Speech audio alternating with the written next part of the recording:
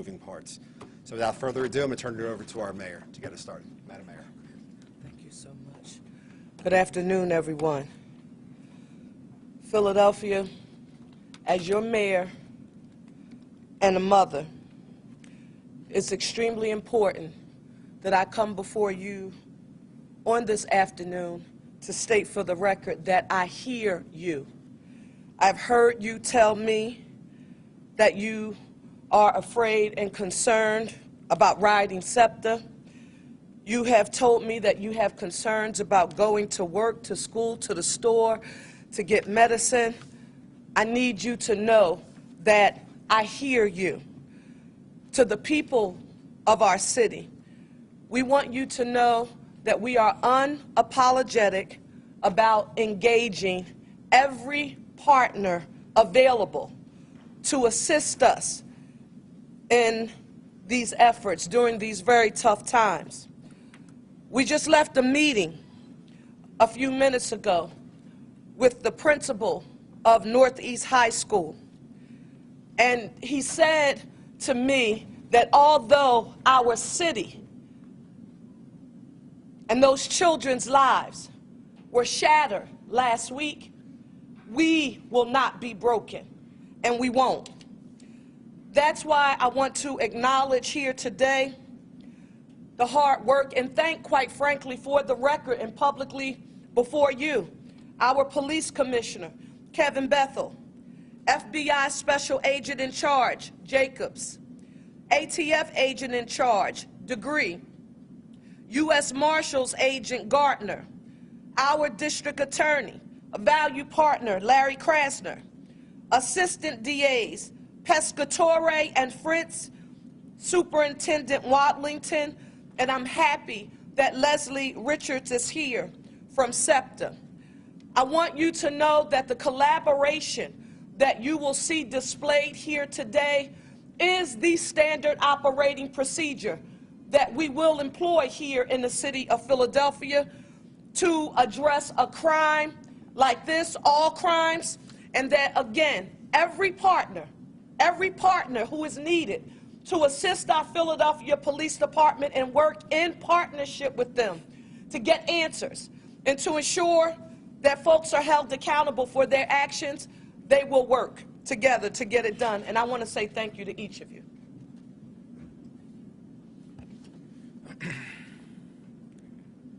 So thank you, Mayor Parker, and good afternoon, everyone. Last Wednesday, we were shaken by the senseless shootings at the bus stop at Rising Sun and Cotman. And if you recall at that scene, we promised that we were going to use every resource at our disposal to bring those responsible to justice as we stood out there in that rain. This is a heinous crime and requires a full court press. And I can't begin to thank you. You know, part of what the mayor has set forth for us is to build these partnerships with our federal partners and our internal partners. And to my right and to my left, you'll see my federal partners come up, the ATF, the FBI, the Marshals, our SEPTA police counterparts, and of course the District Attorney's Office. They have been working tirelessly throughout this period. I am proud. I am extremely proud of the men and women, particularly my investigators, my shooting investigative group, and all those who have been involved, those officers out there. This job doesn't come in without their hard, diligent work. You know, the amazing work everyone has done and continue to do is absolutely commendable. They have not stopped since that incident happened last Wednesday and will continue to stop as we move forward. I also want to express my sincere gratitude to the media and the public. You know, part of that work was getting this information out. But I also want to share with you that you're being responsible. I know it was challenging at times. We had a significant investigation going on, and we did push back to ask you to hold. And I want to give an opportunity to say thank you for working with us, because through your efforts of getting information out, but at the same time, working with us was able to help us bring this job in and continue that process. So I want to thank you for your collaboration today. I'm happy to announce that over the weekend, significant progress was made. 2 individuals have been taken into custody and charged by the District Attorney's Office for their roles in the crimes. This was accomplished, as I said, through incredible work. Deputy Commissioner Venor and our partners will provide some of the details, some additional details. But I will also remind you, we remain limited in the levels of detail that we can divulge. I just want to also say it's important to all of us that we provide this update, but especially to our young people who were impacted, to know that we're making progress, that our young people and our families and those who are listening in the audience, that we will not tolerate this type of violence on our streets or in our schools or near our schools. Gun violence doesn't have to leave the physical scars, doesn't just leave physical scars. It tears at the fabric of our community. It impacts our schools, it impacts our families, and leaves a ripple effect of fear and trauma. And the mayor and I was at Northeast today and talking to a mother of one of our children was shot. And if you see that fear in her eyes, it was difficult to see. And so we understand that importance. I also want to highlight some of the things that happened on Wednesday. You know, we oftentimes talk about the collaborative work that goes into this process. I also want to take a moment to recognize Officer Kristen Rodriguez-Hetch. Come over here, man. You know, I also learned during our investigation that this officer's quick thinking and application of a tourniquet may very well have saved the lives of many of the young people who were shot that day. He represents the 2nd District. Not only did he apply 2 tourniquets, his partner also applied a tourniquet. And when he went to the hospital, the doctor would say that tourniquet would ultimately help to save that child's life. And so I want to have that opportunity also to commend the men and women in the 2nd District who responded, as well as those dispatchers who managed that scene on that day, having 8 children shot, triaging that the officer did, making sure that he get to the hospital, all the work that the investigators did, and all of my collective partners, they just want to make sure you understand that it is a collective effort to get this done. So I want to thank you, Officer Rodriguez-Hetch, for your work you did that day and what you represented on that day. Job well done. So let's not forget the amazing work done by our unsung heroes, as I talked about. Now it's time to provide more details on the timeline of the investigation. I'd like to turn it over to Deputy Commissioner Frank Venor, who will give you an update on where we are at this time.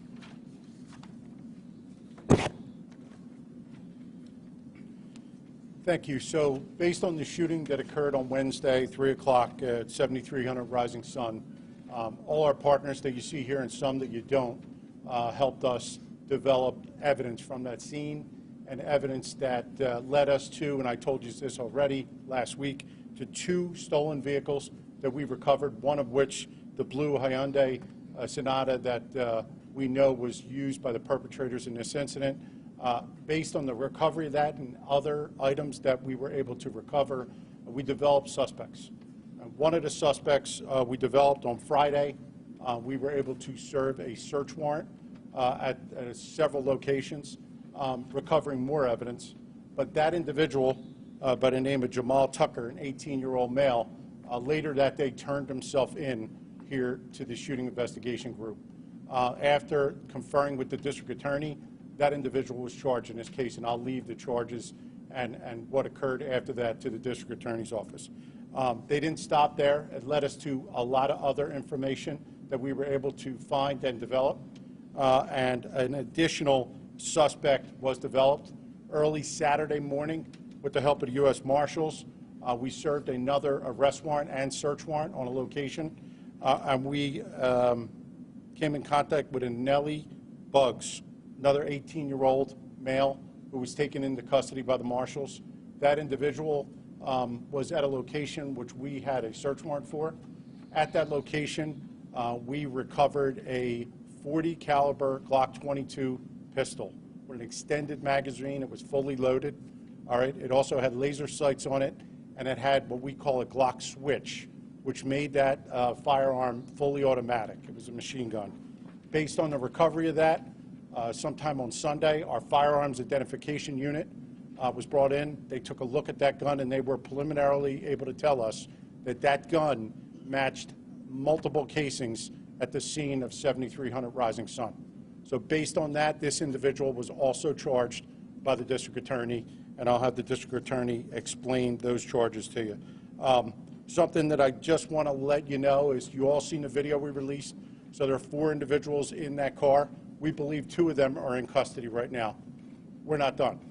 All right, we have other people that we need to contact. We know who they are, and we're going to continually move with our investigation towards not only those individuals, but this group.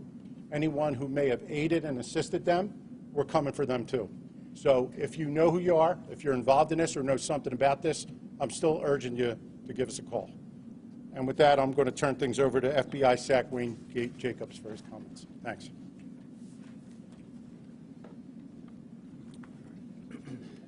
Thank you, Deputy Commissioner. As the Commissioner mentioned, my name is Wayne Jacobs. I'm the Special Agent in charge of the FBI's Philadelphia office. Let me first start by saying, as members of this community, we were shocked and saddened by the senseless gun violence we saw here in Philadelphia last week. While all shootings are devastating, shootings involving kids are uniquely difficult for us all to accept. And so we share in the grief and frustration of the city and are committed to doing whatever it takes to helping those impacted heal. As highlighted by the Commissioner and the Deputy Commissioner, the work over the last week is yet another fine example of what the FBI and its partners do day in and day out. Work tirelessly to ensure the communities we live and work in are safe for us all to enjoy. While it's important for us to pause briefly and acknowledge the hard work of the women and men of the Philadelphia Police Department, the Marshal Service, the ATF, and the FBI to make progress possible in this investigation, we want the people of Philadelphia to know that we recognize there's more work to be done, and that's exactly what we're focused on. Through the FBI's Safe Streets Task Forces, we remain steadfast in our pursuit of those who demonstrate such little regard for life. And so to those who choose to traffic in violence, you should know that it won't be tolerated. You will be held to account for your actions. Let today serve as your notice. And with that, I'll turn it over to Special Agent in Charge, Eric DeGree from the ATF.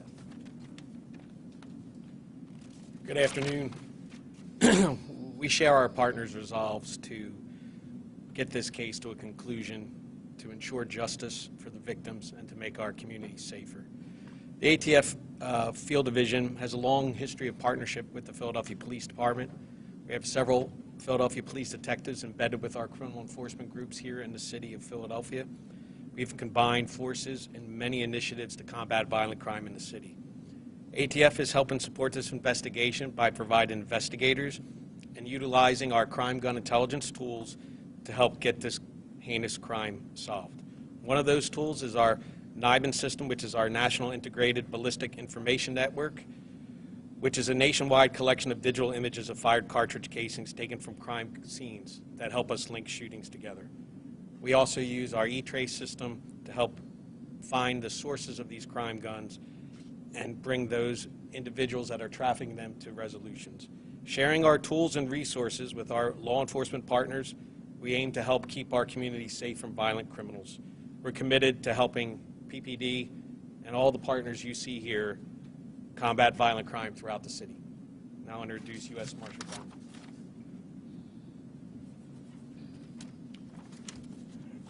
Good afternoon. Eric Artner, United States Marshal, Eastern District of Pennsylvania. The U.S. Marshal Service Violent Crimes Fugitive Task Force is the search and apprehension component of this partnership. The arrest of 2 persons so far should underscore a narrative that speaks to resolute hope. The hope part of this message is the vision and efforts of Mayor Sherrell Parker to bring economic opportunities to the citizens of Philadelphia. That hope is unfortunately lessened due to the realization that there are no opportunities for a community to thrive when the very communities that aspire to success are negatively impacted by violence and by those who make bad choices that serve only to diminish our communities. As such, the resolute part of this message is our unwavering commitment to Commissioner Kevin Bethel and the Philadelphia Police Department in our relentless pursuit of all who purposefully and violently do harm to our communities. We've consistently demonstrated without fail that there are no safe spaces for those who attack our communities, and as we've proven repeatedly, our reach is global. We will capture the remaining persons involved in the shooting, whether on our terms or as safely facilitated by the shooter's family members and acquaintances. I'd like to introduce Mr. Lawrence Krasner.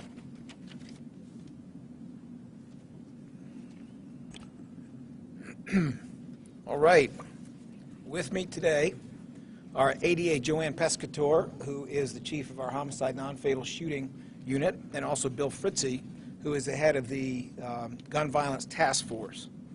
They have been working around the clock, Joanne Pescatore in particular, which is pretty much what she does, and they have been working around the clock with this entire collaborative team of state and federal law enforcement officers and others who are just as dead set on solving this crime, apprehending the people who committed it, and making sure that they receive the appropriate and very serious consequences that they deserve. But I want to say this too. I want you to understand that not everybody who has assisted can be here today. There came a moment when our end of this team needed some help from the sheriff. Didn't matter that the call went out at 10 o'clock at night. The call was answered. What needed to be done by the next morning was taken care of. And that is the experience that we have had in dealing with every single partner who is up here. I was delighted to be able to speak directly to Commissioner Bethel multiple times this weekend. I was delighted to be able to speak multiple times to Madam Mayor Parker and to be heard. When they needed something, we heard it. When we needed something, they heard it. And we were able to do what was necessary collaboratively together to make sure that this investigation moved forward effectively and swiftly. It is unacceptable to take any more time than we need because people's lives are at stake and so is their safety. Let me just say this as well, if I may. We're not going to stop. This is not simply about catching 4 people who jumped out of a car and whoever might have been along with them in spirit when they were gunning down all kinds of people waiting at a bus stop. You heard the word group. I'm not going to get into the specifics, but we are not done until any group involved in this kind of conduct is done, until they do not exist anymore. And that is exactly where this investigation needs to go. It's not about a single incident. It's about every other incident that has any connection to it and making sure that people who will do this kind of thing are not in a position to do it anymore. Therefore, if you are in any way a witness to what occurred here or anything connected to it, please reach out to the Philadelphia Police Department immediately.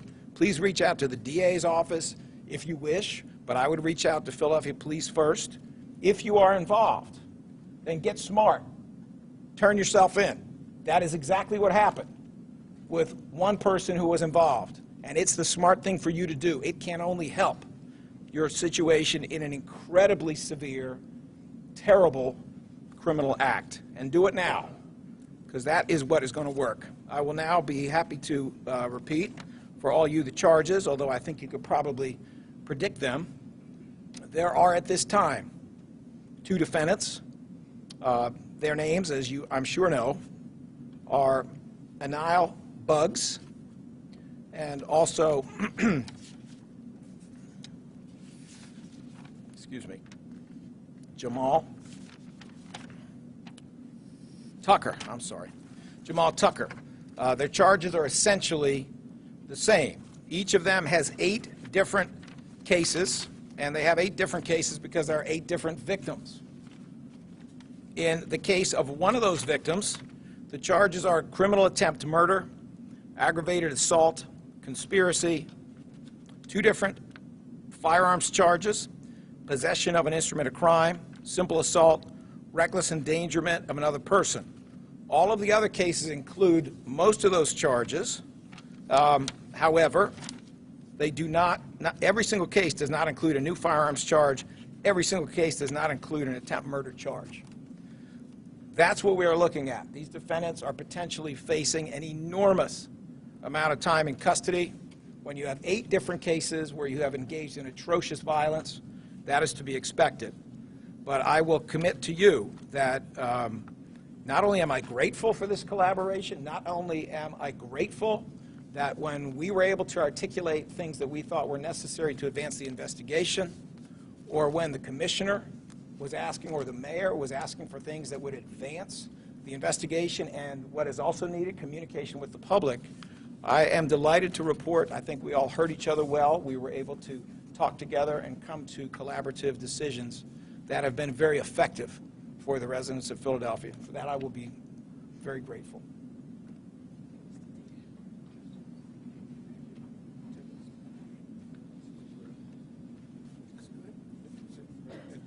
Any questions? Commissioner Bethel, do you believe that the shooting Wednesday is connected to the deadly shooting on Monday of the Imhotep student We're not ready to commit to that. We're working through this investigation now.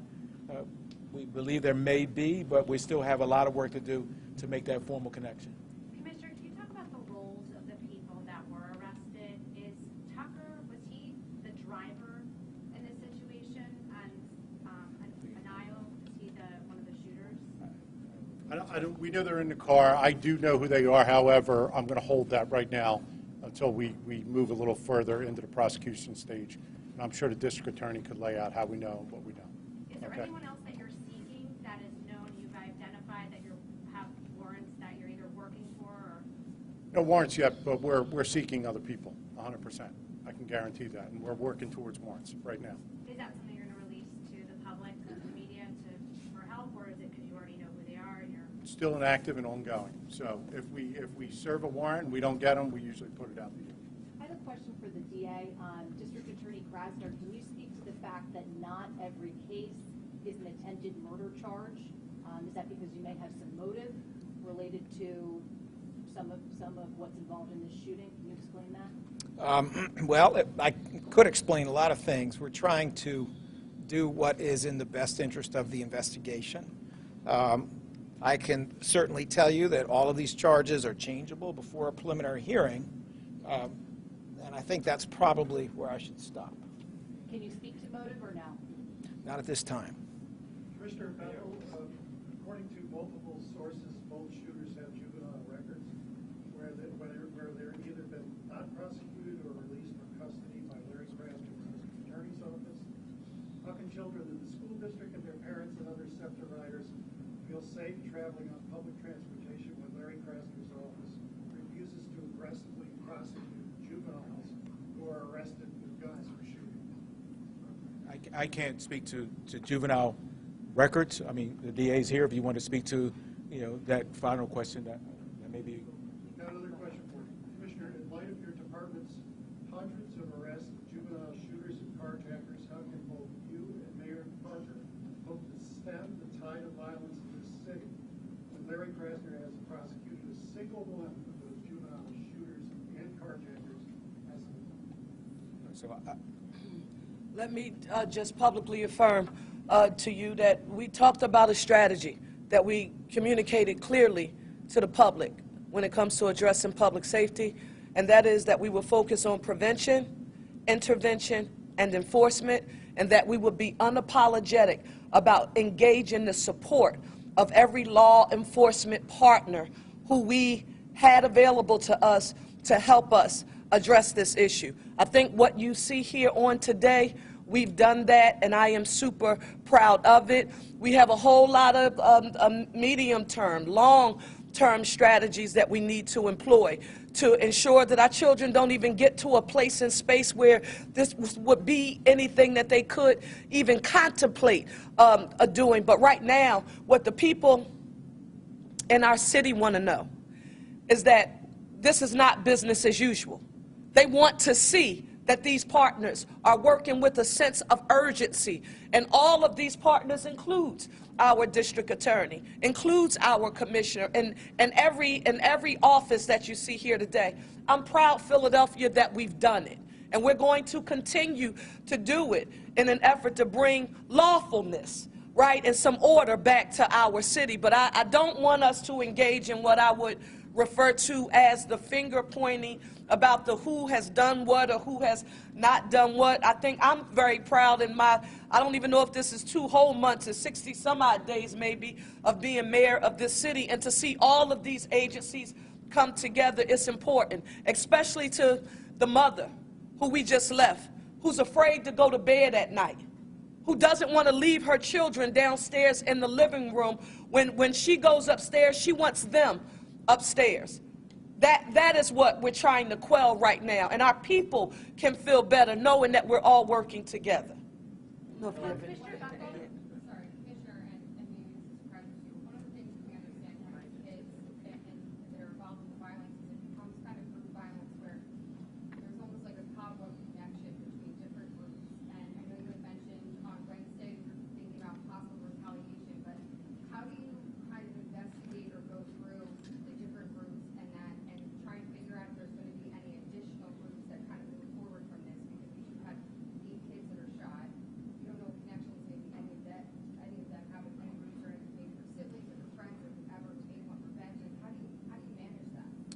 Listen, we actually met with the FBI this morning talking through, how do we manage all of this intelligence, whether it be human intelligence, where we're getting the social media.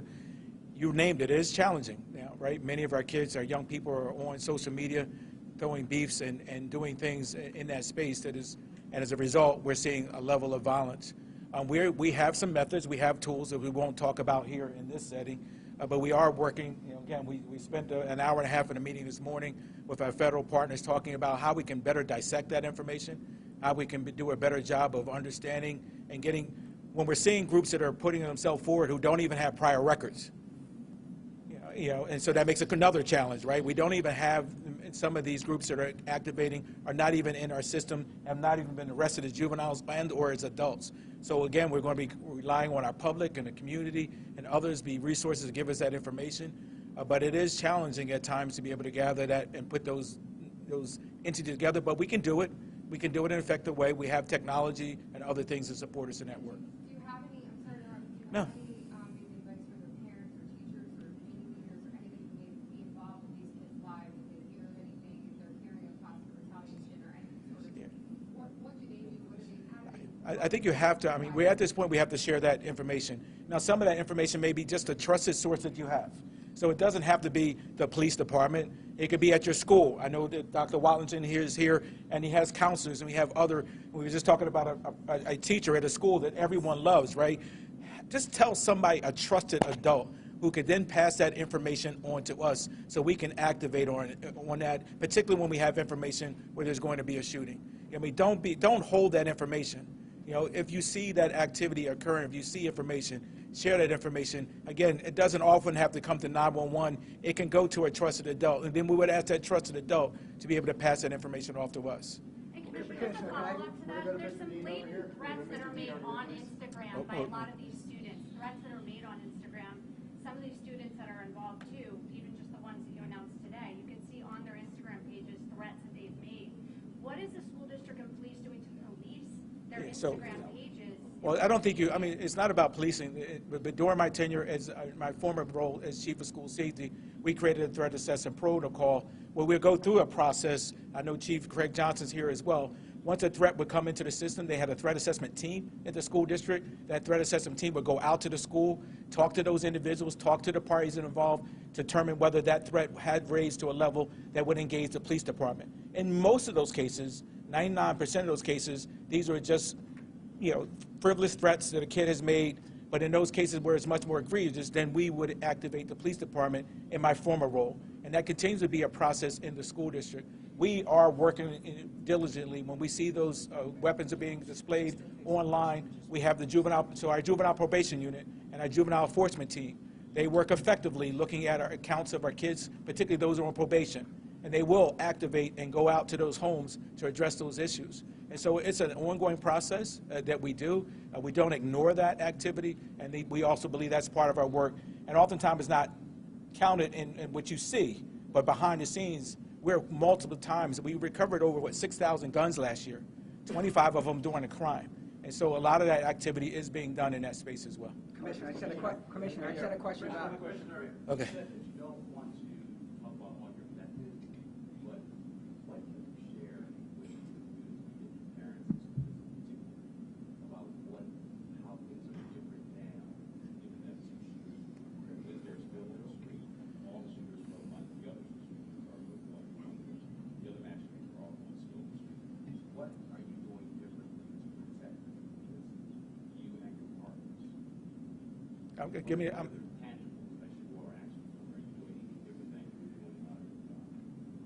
One of the things, just so from a physical process, we did activate and increase our enforcement along our corridors starting last week after the shooting. We've continued in that posture through this week as well to increase our work, working with SEPTA.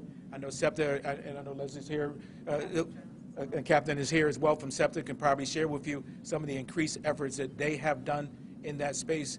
We're doing our full court press to do whatever we can to make sure our kids are moving through the corridors in a safe manner. That is the work we've always been doing. We recognize now we have to even enhance it anymore.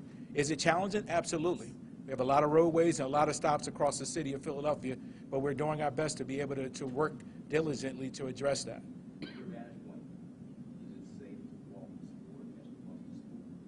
Yes. Mr. Keeley? Commissioner, you said this, and all the Philadelphians ask this all the time. Where do these kids get this gun? You face this gun. How does a teenager get a 40 caliber gun here, with a 9mm and a 45 as well uses? How does he get such a gun with such a large magazine and then a switch to turn it into? I'll let you okay with I'll let my ATF colleague comment? Well, typically, it's illegal for a juvenile, obviously, to purchase a firearm at an FFL. The majority of the firearms that we see that wind up in their hands are usually stolen, either from vehicles or from residences. I'm not going to comment on that. Can anybody comment on this gun so we have an answer? Which is specific question? Stolen? What is this computer system? The ATF will perform a trace for us. That takes some time. It was not stolen. It had no record, as far as I know. Mayor, the community wants to know if you have any specific plan for this coming season, summer, because in fact teenagers are carrying guns. So there are programs, but the community say it's not enough. Children don't have to something to do after school. So any specific plan you have? So one. What different between your administration And on our 100th day here, maybe first week in April, Commissioner Bethel will present a public safety plan on behalf of the city of Philadelphia that we plan on implementing. Some of the strategies that you see employed will be some of what you've heard me mention before. Unapologetic about having proactive community policing in neighborhoods across the city, ensuring that our police department, that they are viewed as guardians and not warriors in all of our neighborhoods, working to build and strengthen trust between our law enforcement and our community. I'm introducing a budget. I give my first budget address, Philadelphia, on Thursday. During that time, we're going to talk about employment opportunities, training, support for public education.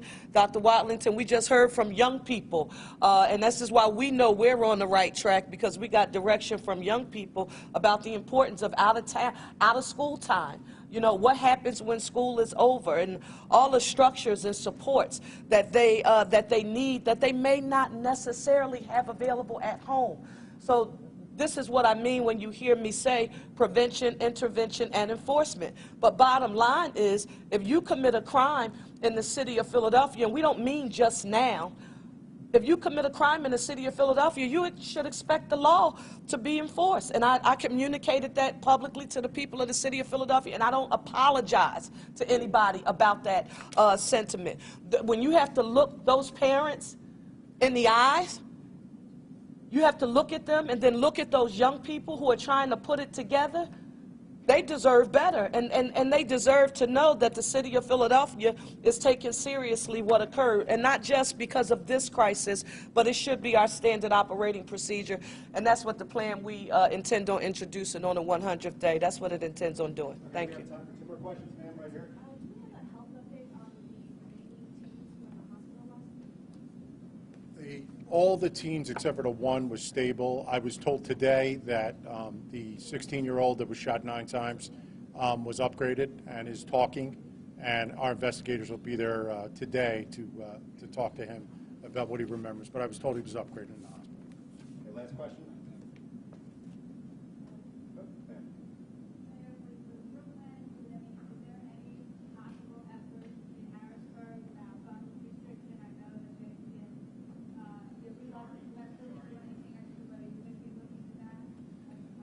Oh, ma'am.